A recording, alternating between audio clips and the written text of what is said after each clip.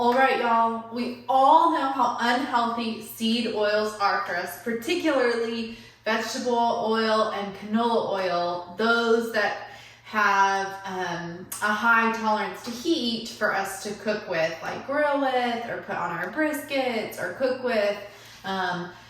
They're not the best for us. The way they are produced oftentimes includes bleaching or really high heat process. They are also often filled with additives or chemicals, and when we reheat them, they can be pretty bad for us and cause some inflammation and things like that.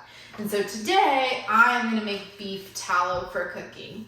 Beef tallow is really just beef fat rendered down, cooked down, taking the impurities out of that beef fat, right? Skimming those impurities off. And then it solidifies at room temperature, or when it's heated up, it turns into an oil just to cook with. I really cook with beef tallow, so I use it when we're grilling or when I'm cooking with my cast iron or for vegetables. It adds a nice flavor for those things. I don't really bake with beef tallow. If you want an alternative for baking, I would use lard, which is the same process, it just comes from pig fat. But today we're gonna make beef tallow. So by the way, my name is Lindsay. I am here at StillWaters Ranch. Thank you so much for joining us. My husband and I bought a small property and we are just trying to become more self-sufficient day by day and trying to live more off the land. And so beef tallow is one of those things that I've started making and incorporating into our diet and removing the vegetable oil and canola oil, that kind of thing. I do still cook with some olive oil for the flavor, but mainly removing those seed oils that are super bad for you. So first of all, with beef tallow, you can just grab it from your local butcher. Just go call your local butcher or meat processing place and ask, hey, do you guys sell beef fat? And the answer is probably yes. I bet they do. If you're getting a cow or steer processed, ask them to include some of the fat for you to make this. That's a super easy way to do that as well. But your local processor will have it. And it doesn't necessarily have to be the purest form to cook with. If you're going to do any skincare products or things like that, you want it to be a little more pure, but we're gonna purify this by cooking it down. So it doesn't have to be the purest form. I'm gonna start by just turning on my oven. You can do this, or my stove. You can do this on the stove top or in the slow cooker. So the slow cooker is gonna take about double the time. And the slow cooker is gonna take 6 to 8 hours to do it in a crock pot or something like that. Whereas the stove top, it's gonna take me about 3 hours to render this down today. So the point of doing this is you want it to cook really low and slow. If you heat it up, that is when you're gonna start to get that kind of beefy smell and things like that. You just want to melt down this fat. Let me see, this is all frozen together. Oh, I have to cut chunks off.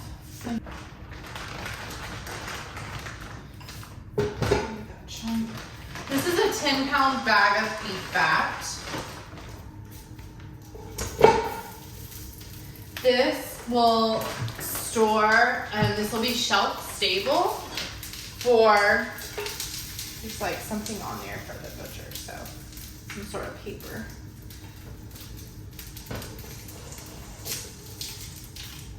Okay,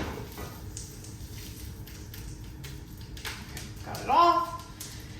This will be shelf stable for 3 months. I'll keep a jar of this on my counter, and then I'll also jar the rest of this and have it in my deep freeze. So when I run out, I will just go grab a little more of this. Just like a tin or something of this beef fat. So again, low and slow is the name of the game. I'm gonna add that when it cooks down a little bit. And we're just gonna render this down for about 3 hours. So I'm gonna stir it about every 30 minutes. You'll start to see chunks of the impurities float to the top, which is good. That's what we're doing. We're cooking out all these impurities. But you really don't want it to get too much of a boil. So you'll see a few little bubbles, which is good, or a little simmering, but you don't want it to get it too hot, and you just want to do low, low, and slow. That is the name of the game. Here's what it looks like after about an hour. So we're still cooking it down, we're still melting. Got some pretty big chunks here, but I'm just stirring it about every 30 minutes and letting it cook down really slow. You can see it's bubbling a little bit, but definitely not a boil by any means. All right, this is what it should look like. This took a little longer than I expected because I did 10 pounds instead of 5 pounds, which I normally do. So this took about 5 hours to cook down. And as you can see, what's left are these little cracklings. These are actually really good if you fry them up and eat them. There's these little fat cracklings, almost like pork rinds, but with beef. I'm not gonna do that tonight because I'm ready to put my pajamas on. But my dog is gonna be one happy camper when he gets all these pieces of fat left over. So when you get this cooked down to look about this, like this, again, long and slow, we are gonna go ahead and take it and strain it.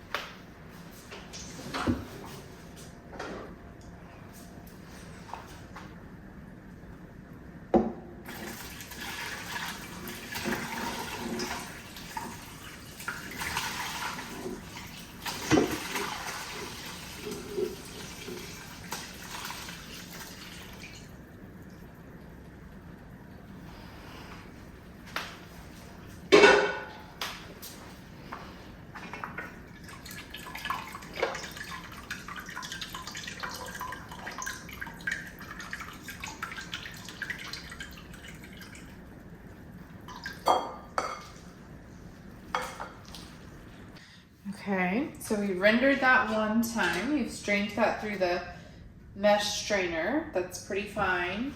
This is kind of still warm. And now I'm going to strain it through this cheesecloth. This is 100% organic cheesecloth, so super fine strain, getting every single impurity out. And I will put a link to this in my description if you guys want to order the cheesecloth or the fine strainer from Amazon. But do you see all those little impurities in the bottom of that? Can you see those? That's what we want to get out. So we want to get all that out of our beef tallow. Okay. Now this is where if you want to make whipped beef tallow, we get every last drop there. You want to make whipped beef tallow. This is when you would take it while it's warm and go ahead and put it in a mixer, KitchenAid mixer, and whip it while it cools. I don't want to make beef tallow. I just want to make tallow to cook with. And so my tallow has been strained twice. It looks beautiful. It looks clear. So we're going to go ahead and can that. Now, okay, I just got my funnel here. And go ahead and pour this into a glass jar, canner, or anything. This is just gonna be how I store it. So I'm gonna let this cool down. All right, this beef tallow has sat overnight and cooled completely down, and it solidified right into this white thing.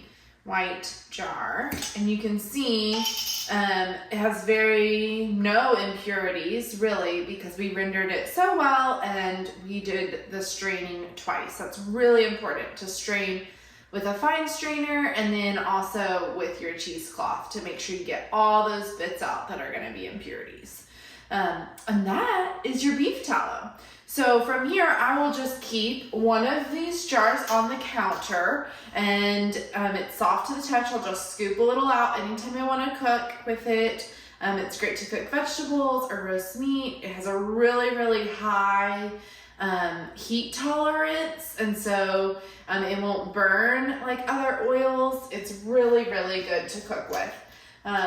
So not only does this help you get rid of some of your seed oils, but beef tallow also has some good health benefits. It has quite a bit of vitamin D and A in here, and the way that that's in here is actually pretty good. Your body can take in those vitamins through beef tallow, where sometimes it's hard, for the vitamin to be soluble, but it's easy in beef tallow. So let's see, that 10 pounds of fat made me 9 pints. And so what I'll do with the rest of these pints is I'll keep them in the freezer.